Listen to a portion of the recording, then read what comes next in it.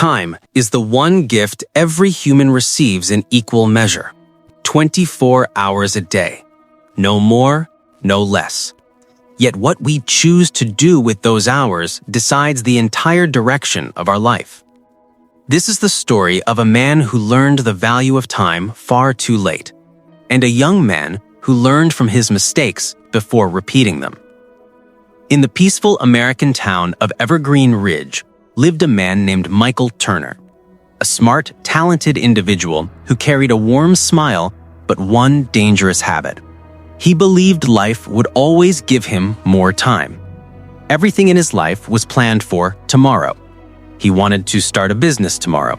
He wanted to get in shape next month. He wanted to visit his father next week. People liked Michael, but everyone knew he was someone who constantly postponed his own life. His mother often told him, "Son, life won't wait for you forever." But Michael would simply laugh and reply, "Relax, Mom, I've got time." He believed it, until the day reality proved him wrong.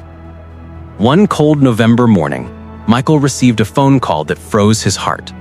His father had passed away unexpectedly. The news crushed him. He rushed to his father's house with tears clouding his vision and regret tightening his chest. Inside the old wooden study, he found an envelope addressed to him. With trembling hands, he opened it and unfolded a letter written in his father's familiar handwriting. It read, "Michael, I know you're busy. I know life moves fast, but time moves faster. When you're young, you think time is everywhere. When you're old, you realize it's a guest who never stays long. Don't wait to live, son. Start now." Michael sat in silence, holding the letter, feeling the weight of every postponed phone call, every delayed visit, every missed moment. He had always thought time would bend for him.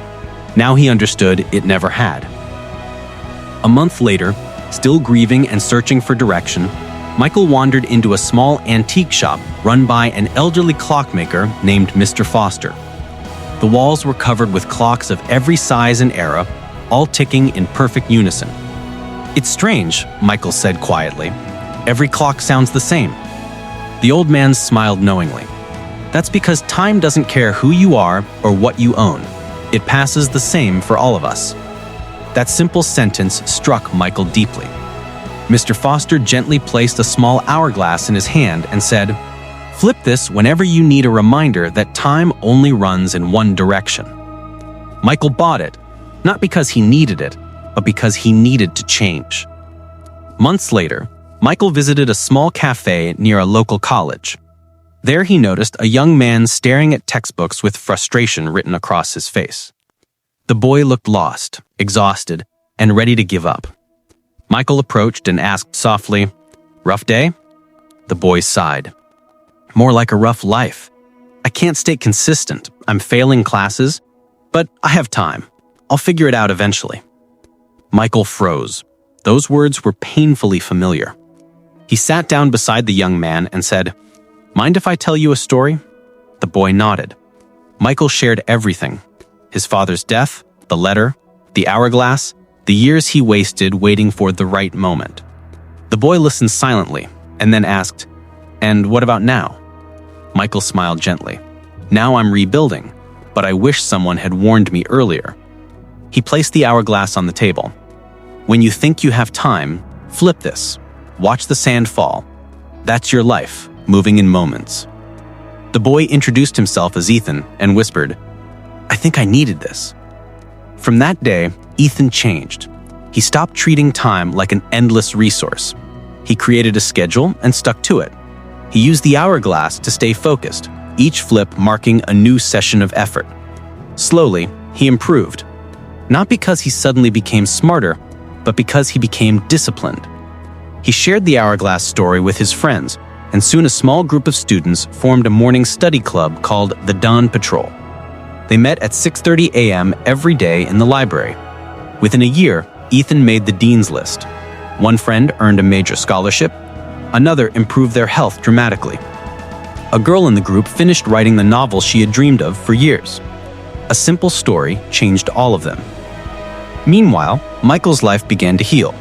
He grew closer to his mother, visited her more often, and helped her with things he had ignored before. He finally pursued the business he had postponed for a decade, a home renovation service. It started small, but Michael treated every hour as valuable.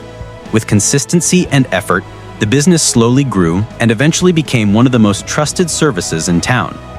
People often asked him the secret to his success, and he never talked about luck. He always said, "I stopped waiting." In his office, on a shelf, he kept a framed copy of his father's letter, not to dwell on regret, but to remind himself that the past can still guide the future. Years passed. Then one afternoon, Michael received a letter from Ethan, now graduating with honors. It read, "Dear Michael, thank you. People say a small action can change a life. You changed 4. You didn't just give me advice, you gave me time before I wasted it." Inside the envelope was a beautifully crafted hourglass engraved with the words, "For the man who taught me that time is life." Michael held it close to his heart. Some gifts are expensive, some are beautiful, but some prove that your existence has made the world better. As Michael grew older, he carried one message everywhere he went. The biggest regret in life is not failure, but the time we let slip away. He encouraged everyone he met to stop waiting for perfect moments. Stop waiting to say, "I love you." Stop waiting to start dreams. Stop waiting to fix their habits or their health. The right time, he said, is never someday. The right time is always now. And whether you are young or old, struggling or thriving, the moment you decide to value your time, that is the moment your life truly begins. Because time is the most powerful gift you already have, but it only changes your life when you choose to use it. If this story touched your heart and made you think differently about yourself or others, please hit the like button and share it with someone who needs this message. Don't forget to subscribe Hope Tales Life for more powerful and inspiring stories like this one.